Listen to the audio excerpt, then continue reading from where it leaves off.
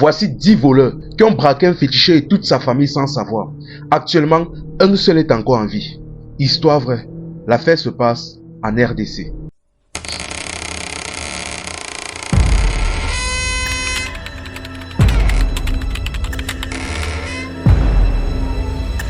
Déjà, voici les 10 voleurs en question. En journée, ils sont employés dans une laverie de la place. Mais la nuit, tout ce qui tourne autour de braquage, kidnapping, agression, c'est eux.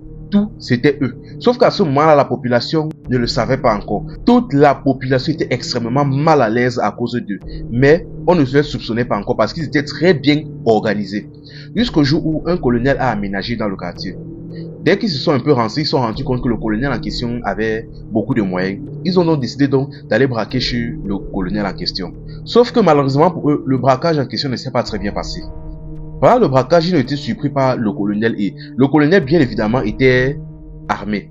Le colonel a voulu faire feu sur un des jeunes, mais tous les autres se sont jetés sur lui. Ils l'ont désarmé et ligoté. Là, ils ont continué à voler et ils sont partis. Le lendemain donc, le colonel, dès qu'il a réussi à appeler de l'aide et a été détaché, vu qu'il était assez gradé, une grande enquête a été lancée et on a donc découvert l'identité des jeunes en question. Dès que leur identité a été révélée, vous savez ici en Afrique, lorsque vous commettez quelque chose, mais tant que la chose n'est pas très grave, vous pouvez fuir au village ou dans les brousses pendant quelques mois, le temps que tout se tasse. Tant que ce que vous avez fait n'est pas très grave. Et c'est la même chose que les jeunes en question ont fait. Dès qu'ils ont découvert qu'ils avaient été pris ou que leur identité avait été révélée, ils se sont rapidement enfuis. On ne sait pas si c'était dans la cambrousse ou dans leur village.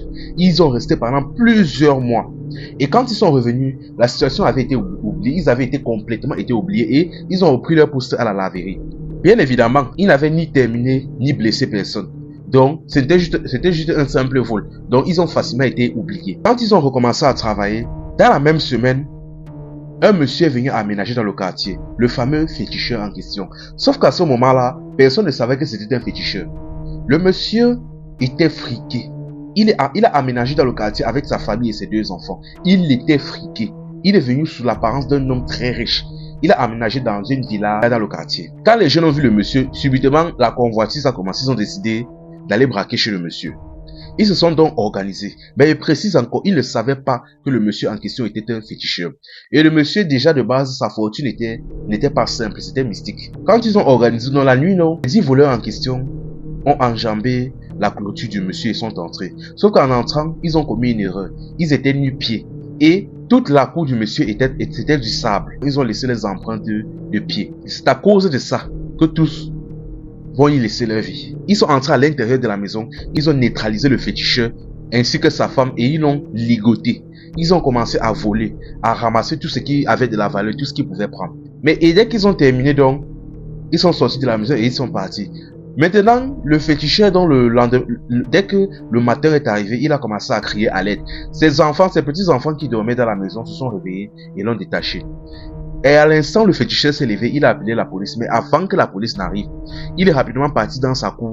Il a récupéré un morceau de terre sur les empreintes qu'ont laissé les voleurs dans sa cour. Il a récupéré tout ça, il a gardé dans une bouteille. Et il est parti par derrière faire ses rituels. Pendant ce temps, quand la police est arrivée, il les a expliqué la situation et une enquête a été lancée. Bien évidemment, ça n'a pas beaucoup choqué la police. On connaissait déjà de qui il s'agissait. C'était le même mode opératoire et le même nombre. Mais le féticheur, lui, de son côté, lui, il s'en foutait. Il les avait déjà maraboutés à distance. Maintenant, ce qui se passe, c'est que les jours qui ont suivi, les jeunes, sachant qu'ils avaient été pris, ont décidé donc de s'enfuir, comme à leur habitude. Lorsqu'ils se font prendre, ils ont décidé donc de se faire oublier. Ils ont disparu dans la cambrousse, dans leur village. Sauf que pendant les périodes qui ont suivi, chaque semaine, un d'entre eux décédait. Un jour d'abord, un est tombé, il est décédé. À ce moment-là, les gars se sont dit que non, c'est les choses qui arrivent. Un autre jour, un deuxième est décédé. Ainsi de suite, jusqu'à ce qu'il ne manque plus qu'un seul. Et le dernier là, avant que son tour n'arrive, il a compris que non. L'affaire n'était pas simple. Il a compris malgré lui, un peu tardivement, que l'homme qu'ils avaient braqué là, c'était un féticheur. Lui aussi, il sentait déjà qu'il allait bientôt partir parce que la même maladie qui a emporté ses amis avait commencé à le prendre. Il commençait à se sentir un genre, il sentait déjà la mort arriver. Là, rapidement, il est retourné en ville, à l'hôpital, pour voir si il pouvait encore se faire soigner. Par la même occasion, sentant que les choses allaient de mal en pire, il a décidé donc finalement d'avouer, d'expliquer la situation à ses oncles et à ses tantes qui lui avaient rendu visite à l'hôpital. Il a expliqué franchement, il y a 2 mois, moi et mes 9 amis, nous avons braqué un féticheur, sa femme et toute sa famille. Mais à ce moment-là, on ne savait pas que c'était un féticheur. On ne sait pas trop ce qui s'est passé, mais le féticheur en question nous a lancé quelque chose. Et actuellement, là, c'est à cause de ça que tous mes amis que vous connaissez là ont commencé à décider un à un. Et actuellement, là, la même chose qui les a emportés, c'est ce qui est en train de m'amener en ce moment. Là, tous ces oncles, tous ces tantes ont commencé à crier, dire que, mais pourquoi depuis tout ce temps, c'est maintenant que tu décides de te confesser? Pourquoi c'est maintenant, quand tu es en train de partir, que tu décides de te confesser? Tu veux maintenant qu'on fasse comment? Là, ils ont essayé d'appeler le féticheur pour négocier. Le féticheur a attesté que oui, c'est bien lui. Que le lendemain matin, quand il a réussi à se détacher, lui et sa femme, ils ont pris les empreintes des pieds qu'ils avaient laissées dans sa cour pour partir marabouter ça. Donc, actuellement, là, non, que même tout ce qu'ils ont volé, là, ils ne veulent même plus. Qu'ils vont seulement payer qu'avec leur tête. Là, la famille a commencé à crier. Ils ont dit aux jeunes que, mais pourquoi? Vous travaillez. Là, ces tantes ont commencé à crier que, mais pourquoi vous faites ça? Vous travaillez dans une laverie, vous gagnez bien vos vies, pourquoi vous faites ça? Et même ça, tu voulais même te confesser, pourquoi tu attends quand c'est déjà loin comme ça? C'est ainsi donc que le jeune est décidé. La famille a commencé à se lamenter parce qu'il y a même plus possibilité d'amener même peut-être un tradit praticien pour essayer de le traiter ou quoi que ce soit. Ah, franchement, la famille. Juste pour dire, il y a un vieux dicton aujourd'hui chez nous qui dit 97 jours pour le voleur, 1 jour pour le grand patron. Et franchement, c'était leur jour. C'était leur jour parce que malgré tous les braquages qu'ils avaient eu à commettre, qui se passaient plutôt bien, tellement qu'ils ont même réussi même à braquer même un colonel, il a fallu qu'à la fin, il tombe sur un féticheur et qu'il puisse un féticheur et toute sa famille. Enfin bref, je ne dirais pas que les rames reposent en paix parce que vu les conditions dans lesquelles ils sont décédés, nous savons déjà comment ça se termine. Enfin bref, juste que Dieu ait pitié de leurs âmes. C'était un faux amusement la famille. Ici on s'informe et on s'amuse. Voici un homme qui a arraché le mari de sa grande sœur. Un homme exactement comme vous comprenez. Histoire vraie. L'affaire se passe. Je ne donne pas le nom du pays, sinon les Ivoiriens vont encore me déranger.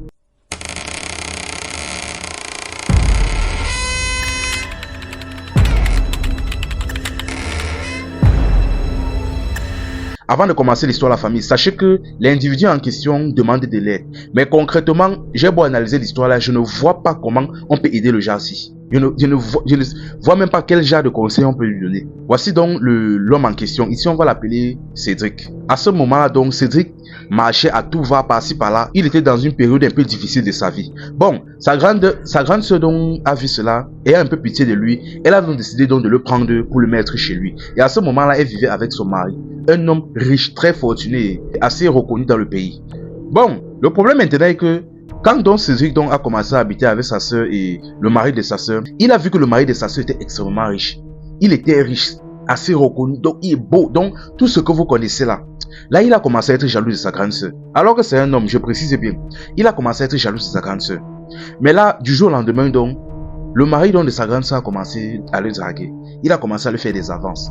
Et là, il a accepté. Et en acceptant donc, le mari donc de sa grande sœur commençait de temps en temps à lui envoyer de l'argent, à lui faire des petits dépôts, ceci, cela. Sauf que Cédric, de son côté, il en voulait un peu plus. Dans ce cas donc, il a fait un voyage à l'ouest. Il est parti voir un ganga, un féticheur. Il a vu le féticheur, il a dit au féticheur, franchement, moi je suis actuellement en relation avec le mari de ma grande sœur et il me donne de l'argent. Sauf que pour moi, il ne donne pas assez, je veux qu'il m'en donne plus. Donc, est-ce que tu as une solution pour moi? Le gars dit que, mais attends mon fils, tu es un homme, oui, et tu as arraché le mari de ta grande sœur. Il dit que, mais comment? Il dit que résous seulement mon problème. Il dit que, ok. De toute façon, le marabout était là seulement pour faire son travail. Le marabout donc a fait quelques rituels et il a remis une marmite à Cédric.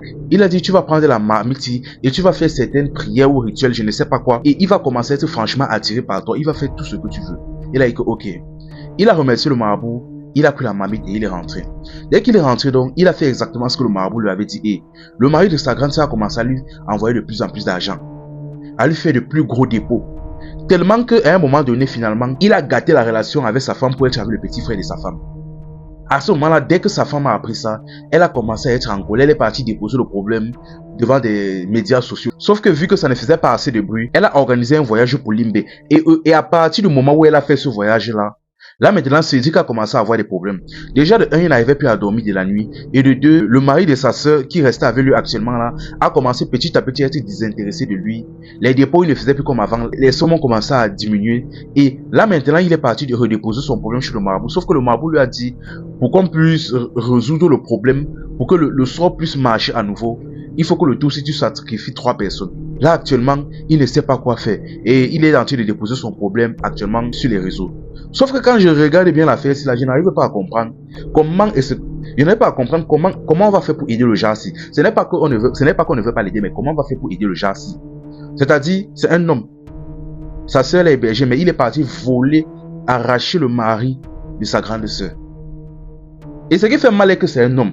Ben, si c'était une femme, peut-être en arrivant là, elle était belle, ceci, cela, on aurait pu comprendre. On aurait dit que non. Sa sœur, le tout, si elle était imprudente, elle a laissé entrer le danger dans la maison. Mais c'est un homme. C'est-à-dire, tu ne pouvais même pas t'imaginer. Si quelqu'un a un conseil pour lui pour l'aider, les commentaires sont ouverts. Enfin bref, c'était Info et Amusement. Ici, on s'informe et on s'amuse.